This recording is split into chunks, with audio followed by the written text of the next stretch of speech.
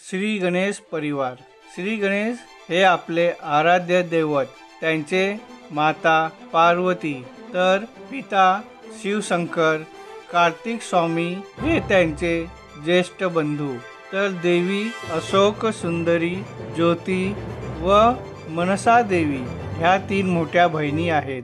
प्रजापती विश्वकर्मा ह्यांच्या रिद्धी सिद्धी नावाच्या 2 मुली ह्यांचा श्री गणेशाबरोबर विवाह झाला. रिद्धी सिद्धी यांपासून शुभ लाभाचे प्रतीक असे 2 पुत्र म्हणजे शुभ व लाभ, तर संतोषाची जननी अशी गणेश कन्या संतोषी माता. लक्ष्मी मातेने गणेशाला आपला दत्तक पुत्र रूपाने स्वीकार केला, म्हणून लक्ष्मीपूजनात गणेशाची पूजा केली जाते.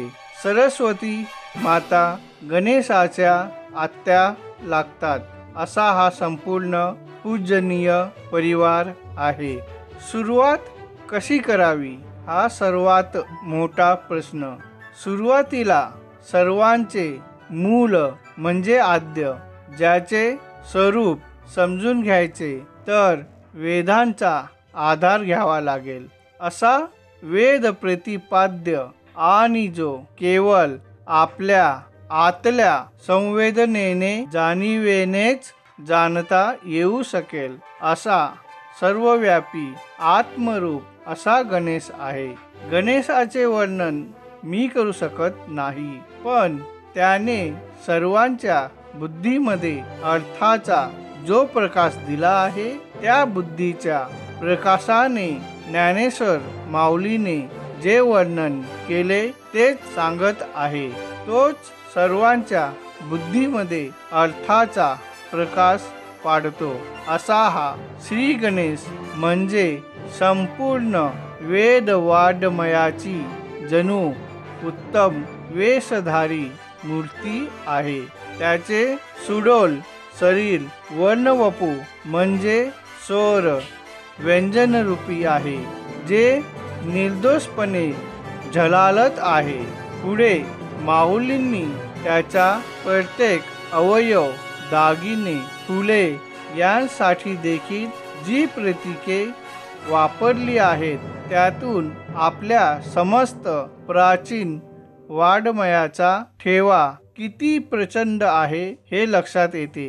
श्री गणेशाची पूजा म्हणजेच प्रत्यक्ष ज्ञानाची पूजा असे का म्हणतात ते पटेल. स्मृती हे त्याचे अवयव आहे आणि त्यांच्यातील अर्थसौंदर्यामुळे या अवयवांना डौल प्राप्त झाला आहे. 18 पुराणे म्हणजे त्याची आभूषणे व त्या अलंकारातील जी रत्ने आहेत ते या पुराणातील तत्वज्ञान, तर त्यातील छंदमय पद्मरचना म्हणजे त्या रत्नांची कोंडणे. आमच्याकडील ललितपूर्ण काव्यप्रबंध हे त्याचे विविध रंगी वस्त्र. त्या वस्त्राचा पोत इतका दर्जेदार, तलम, चमकदार दिसतो आहे. तो या काव्यातील शब्द आणि अर्थालंकारामुळे त्याच्या पायातील लहान लहान घंटा, घुंगरू म्हणजे जणू काव्यनाटिका, त्या नुपुरांचा झंकार म्हणजे त्यातील अर्थ. त्यातल्या तत्वसिद्धांताची पाहणी कराल तर उचित असा पदांची लहान लहान रत्ने त्यातही दिसून येतील. व्यासादी कवींची प्रतिभा म्हणजे त्याचे कटिवस्त्र, त्यांच्या शुद्धतेचे प्रतीक म्हणजे त्याच्या पदराला असलेल्या मौक्तिकमाला, जे निरनिराळे तत्वसंप्रदाय सांगितले जातात. वेगवेगळे विचारप्रवाह ते याचे 6 हात आहेत. याची मतभिन्नता दर्शविण्यासाठी त्याच्या प्रत्येक हातात निरनिराळे आयुध आहे. तर्कशास्त्र हा हातातील परशु, न्यायदर्शन हा अंकुश, हातातील मोदक म्हणजे ब्रह्मरसाने भरलेला वेदांत. आपल्या परंपरेत बुद्धिमताला, तत्वज्ञानाला शून्यमत, अपुरे, परिपूर्ण नाही असे मानले जाते. त्याची त्रुटी दर्शविण्यासाठी तुटका दात हातात आहे. सांख्यमताचा सत्कार म्हणजे त्याचा वरदहस्त, तर अभयहस्त म्हणजे धर्माची प्रतिष्ठा, आणि गणेशाची सोंड म्हणजे ब्रह्मसुख, केवळ परमानंद ती प्रतीक आहे. अतिशय निर्मल, विवेकपूर्ण असा योग अयोग्यतेचा विचारांचे या संदर्भातला परस्परातला संवाद म्हणजे त्याचे दात, आणि त्या संवादातली निपक्षरुक्ती म्हणजे त्या दाताची शुभ्रता. आपल्या आत स्फुरण पावणारे ज्ञान म्हणजे त्याचे बारीक डोळे, त्याचे दोन्ही कान म्हणजे धर्ममीमांसा व ब्रह्ममीमांसा. सर्व ऋषीमुनी भुंग्याप्रमाणे सतत श्रवण चिंतनाचा मधुर गुंजारव करत त्याच्या गंडस्थलातून पाझरणाऱ्या ज्ञानमदरूप अमृताचे सेवन करत आहेत असे वाटते. द्वैत अद्वैत ही दोन गंडस्थले आहेत. ती वादविवादात तितकीच तुल्यबळ असल्यामुळे एकमेकांना खेटून बसली आहेत, व ती श्रुती, स्मृती, वेद, पुराणे यातील तत्वार्थरूप पौल्यांच्या आभूषणाने तेजस्वी दिसत आहेत. उत्तम ज्ञानाचा मकरंद उदारपणे देणारी 10 उपनिषदे म्हणजे फुले. असे सर्व वर्णन झाल्यावर मग अकार म्हणजे दोन्ही पाय, उकार म्हणजे विशाल पोट व मकार म्हणजे मोठे गोल मस्तक, हे तिन्ही एकत्र आल्यावर जो ओंकार तयार होतो त्यात सर्व साहित्य विश्व समावते. म्हणून त्या आदिबीजाला मी सद्गुरुकृपेने नमन करतो. गणेश 8 अवतार. एकदंत अवतार. एक दात पूर्ण असून दुसरा दात अर्ध आहे म्हणून एकदंत म्हणतात. हा अवतार मदासुराच्या त्रासातून देवतांना मुक्त करण्यासाठी घेतला होता. मदचा अर्थ नशा होतो. या अवतारातून संदेश दिला जातो की प्रत्येकाने कोणत्याही नशेपासून दूर राहिले पाहिजे. धूम्रवर्ण अवतार. हा अवतार अहंतासुरच्या नाश करण्यासाठी घेतला होता. ह्या अवतारात गणेशाचा रंग धुरासारखा होता म्हणून गणेशाला धूम्रवर्ण म्हणतात. अहंतासुर हा अहंकाराचा प्रतीक आहे. गणेशाने ह्या अवतारात अहंकारातून मुक्त होण्याचा मार्ग दाखवला. लंबोदर अवतार. लंबोदराचा अर्थ मोठे पोट असणे. क्रोधासुराचा वध करण्यासाठी हा अवतार घेण्यात आला. गणेश उपासनेने क्रोधरूपी राक्षसावर विजय मिळवावा. महोदर अवतार. एका महासूर नावाच्या राक्षसाने देवांना पराजित करून स्वर्गावर आपला अधिकार दाखवला. तेव्हा गणेशाने महोदर नावाने अवतार घेऊन मोहासुराचा वध केला. या अवतारात आपल्याला मोहापासून दूर राहण्याचा संदेश मिळतो. वक्रतुंड अवतार. मत्सरासुराचा वध करण्यासाठी वक्रतुंड अवतार घेतला. मस्तरचा अर्थ दुसऱ्यांचे सुख बघून जळणे. ह्या अवगुणातून मुक्त होण्यासाठी वक्रतुंडाचे ध्यान करावे. विकट अवतार. कामासूर दैत्याचा वध करण्यासाठी विकट अवतार घेतला. ह्या अवतारात वाहन मोर आहे. हा विकट अवतार कामवासने पासून मुक्तीचा मार्ग दाखवतो. गजानन अवतार. हा अवतार लोभासूर नावाच्या राक्षसाचा अंत करण्यासाठी घेतला. काही वेळा लोभाने आपण आपलेच नुकसान करून घेतो, म्हणून लोभावर नियंत्रण ठेवण्याचा संदेश देणारा हा गजानन अवतार. लोभाच्या बळी पडू नये. विघ्नराज अवतार. माता पार्वतीच्या हसण्यातून ममासुराचा म्हणजे ममताचा जन्म झाला. ही ममता म्हणजे ममासूर त्रासदायक झाला तेव्हा त्याचा संहार करण्यासाठी गणेशाने विघ्नराज नावाने अवतार घेतला. ह्या अवतारात वाहन वाघ आहे.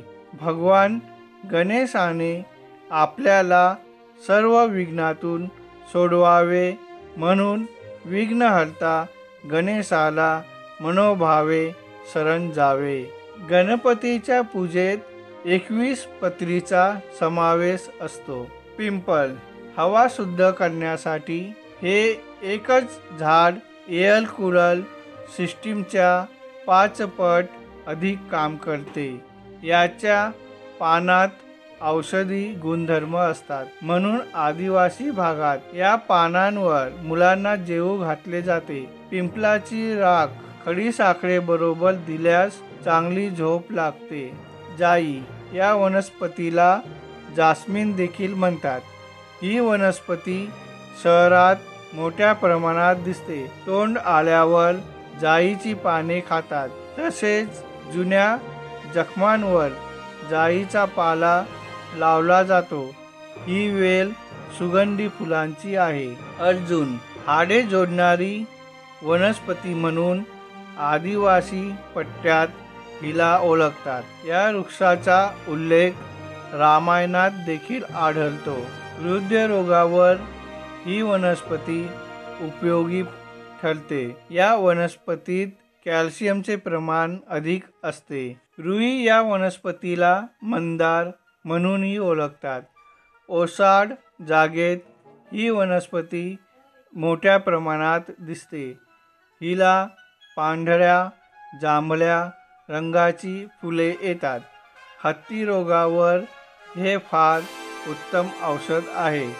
तसेच कुष्ठरोगावर देखील त्याचे औषध प्रभावी ठरते. पांढरी रुई गणेशाला अधिक प्रिय असते. मारवा. ही सुवासिक वनस्पती असून विविध प्रकारच्या जखमा, भाजणे किंवा कोणत्याही कारणामुळे त्वचेवर आलेल्या डागांसाठी ही वनस्पती उपयुक्त ठरते.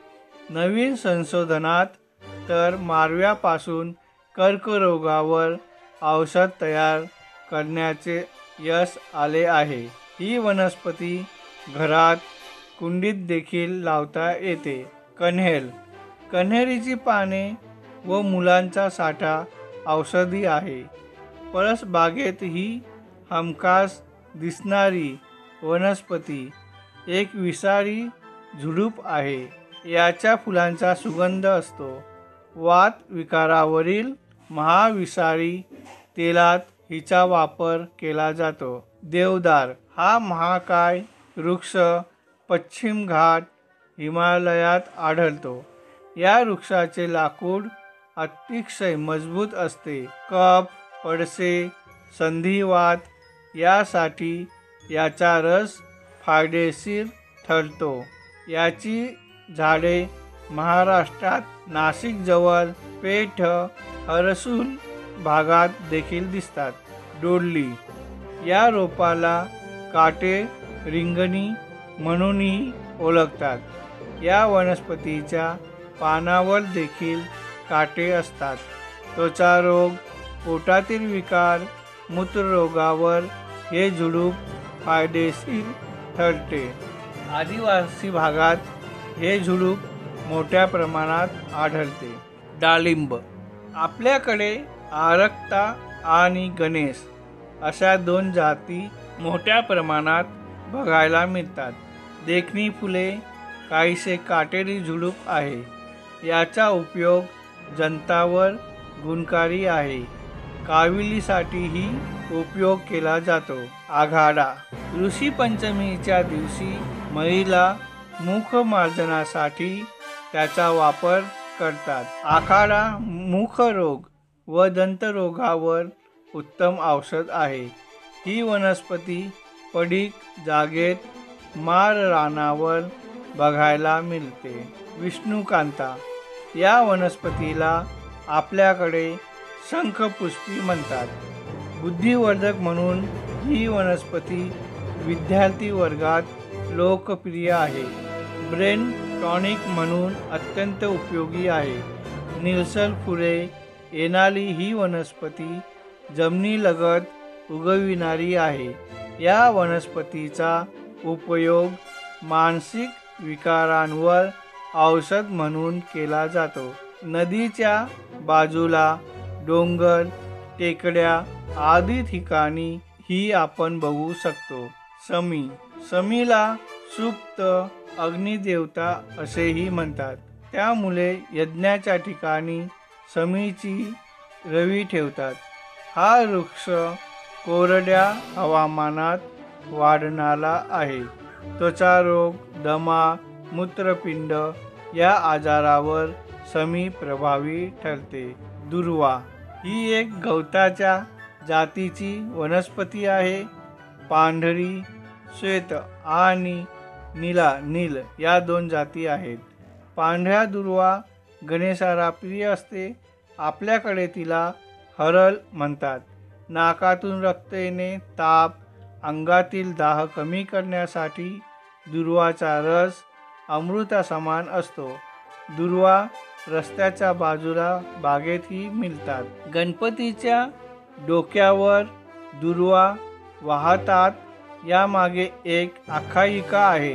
ऋषी मुनी आणि देवता यांना अनलासूर नावाच्या राक्षसाने त्रास द्यायला सुरुवात केली होती. अनल अर्थात अग्नी. देवतांच्या विनंतीनंतर गणेशजींनी त्या असुराला गिळून टाकले. यामुळे गणेशाच्या पोटात जळजळ होऊ लागली. तेव्हा 88 सहस्त्र मुनींनी प्रत्येकी 21 अशा हिरव्यागार दुर्वांच्या जुड्या गणरायाच्या मस्तकावर ठेवल्या आणि कश्यप ऋषींनी दुर्वांच्या 21 जुडी गणेशाला खाण्यास दिली. त्यावेळी अथक प्रयत्नानंतरही गणेशाच्या पोटातली न थांबलेली जळजळ कमी झाली. त्यामुळे यापुढे मला दुर्वा अर्पण करणाऱ्यास हजारो यज्ञ, व्रते, दान व तीर्थयात्रा केल्याचे पुण्य मिळेल असे गणराय म्हणाले.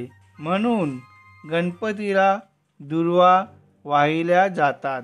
दुर्वा ही एक औषधी वनस्पती आहे. पोटात जळजळ आणि इतर विकारांसाठी दुर्वा औषधी आहे. मानसिक शांतीसाठीही दुर्वा लाभकारक आहे. कर्करोगाच्या रुग्णांवरही दुर्वा लाभप्रद असल्याचे शास्त्रज्ञांना आढळून आले आहे. तुळस. ही वनस्पती 24 तास ऑक्सिजन देणारी आहे. डासांना पळवून लावणारी तुळस जवळपास प्रत्येक घरात बघायला मिळते. तुळशीत राम, कृष्ण असे 2 प्रकार असले तरी आणखी 3-4 इतर प्रकारही आहेत. कफ, दमा, सर्दी, कीटकदंश औषध तसेच कॅन्सर सारख्या रोगांवर तुळशीचा रस औषध म्हणून उपयोगी पडतो. धोत्रा. धोत्र्याचा काला, पांढरा व राजधोत्रा अशा 3 जाती आहेत. या वनस्पतीपासून अफ्रोपिन नावाचे औषध काढतात. वेदनाशक म्हणून त्याचा उपयोग केला जातो. ही वनस्पती पडीक जागेत उगविणारी विषारी वनस्पती आहे. काटेरी, पांढऱ्या लांब नरसल्यासारखे फूल दमा, कफ, संधिवात आदी रोगांवर उपयुक्त ठरते. या वनस्पतीची रोपे शहरात रस्त्याच्या कडेला हमखास दिसतात. बेलपत्र. शंकराचे बेलपत्र सर्वांना परिचित आहे. या वनस्पतीचा उपयोग पोटातील जंतावर गुणकारी आहे. अतिसार, आव, धडधड, उष्णता आदीसाठी हिचा उपयोग होतो. माका. पावसाळ्यात आढळणारी ही वनस्पती डोंगर टेकड्यांवर नजर लावून तिचा शोध घ्यावा लागतो. माका रसायन आहे. रसायन म्हणजे कोणत्याही प्रकारचा रोग होऊ न देणारे औषध. मूत्रपिंडाचा आजार, कावीळ, त्वचारोग, विंचूदंश आदी रोगांवर माक्याचे औषध प्रभावी ठरते. मधुमालती. मधुमालती ही वेल तशी शहरात बंगल्यांमध्ये सहज बघायला मिळते. ही एक काष्ठवेल आहे. गुलाबी, पांढऱ्या, पिवळ्या रंगाची फुले व सदाहरित पाने हे त्याचे वैशिष्ट्य. फुफ्फुसांचे विकार, त्वचारोग, सांधेदुखी, पोटातील कृमी कमी करण्यासाठी या वनस्पतीचा उपयोग होतो. बोर. बोरांच्या बियांचे चूर्ण चेहऱ्यावर लावल्यास पुटकुल्या जातात. मध्यम आकाराचा हा काटेरी वृक्ष डोळे जळणे, तापावरील दाह यासाठी उपयुक्त ठरतो. अगस्ती. ह्याला हादगा म्हणूनही ओळखतात. याच्या फुलांची भाजी छान लागतात. या फुलात अनेक जीवनसत्वांचा खजिना आहे. हा वृक्ष मध्यम आकाराचा आहे. केवडा. ही वनस्पती समुद्र किनाऱ्यावर मोठ्या प्रमाणात आढळते. ही वनस्पती थायरॉईडच्या दोषावर गुणकारी ठरते. गणपतीला तुळस सोडून सर्व फुलं आवडतात, पण गणपतीला लाल रंगाचे फूल खूप प्रिय आहे. त्यात जास्वंद सर्वाधिक प्रिय असं फूल आहे. या व्यतिरिक्त गणेशाला चांदणी, जाई आणि परिजातकाच्या फुले, परिजातकाचे फूल अर्पण केल्यानेही गणेश प्रसन्न होतात. मोदक. अत्रि ऋषींची पत्नी अनुसया हिनं आदरभावानं भगवान शंकर, देवी पार्वती आणि गणेश यांना भोजनास आमंत्रित केले. विविध प्रकारची पक्वान्न त्यासाठी सिद्ध केली गेली, पण सर्व भोजन स्वाहा करूनही गणपती बाप्पांची भूक काही भागेना. अडचणीत सापडलेल्या अनुसयेने विचार केला की गोड पक्वानानं गणपती बाप्पाचं पोट निश्चितच भरेल. तिने नव्याने पाकसिद्धी करत झटपट एक पदार्थ तयार केला आणि आश्चर्याने त्या पदार्थाच्या सेवनानंतर बाप्पाचं पोट भरलं. त्यांनी 21 ढेकल देऊन तृप्तीची पोचपावती दिली. देवी पार्वतीनं कुतूहलानं अनुसयेला त्या पदार्थाची कृती आणि नाव विचारले. तोच हा मोदक आणि तेव्हापासून 21 मोदकांचा नैवेद्य गणेशाला दाखवला. तोच हा मोदक आणि तेव्हापासून 21 मोदकांचा नैवेद्य गणेशाला दाखवला जातो अशी ही कथा आहे. गव्हाच्या पिठाचे मोदक तळून तर तांदळाच्या पिठाचे मोदक उकडून करतात.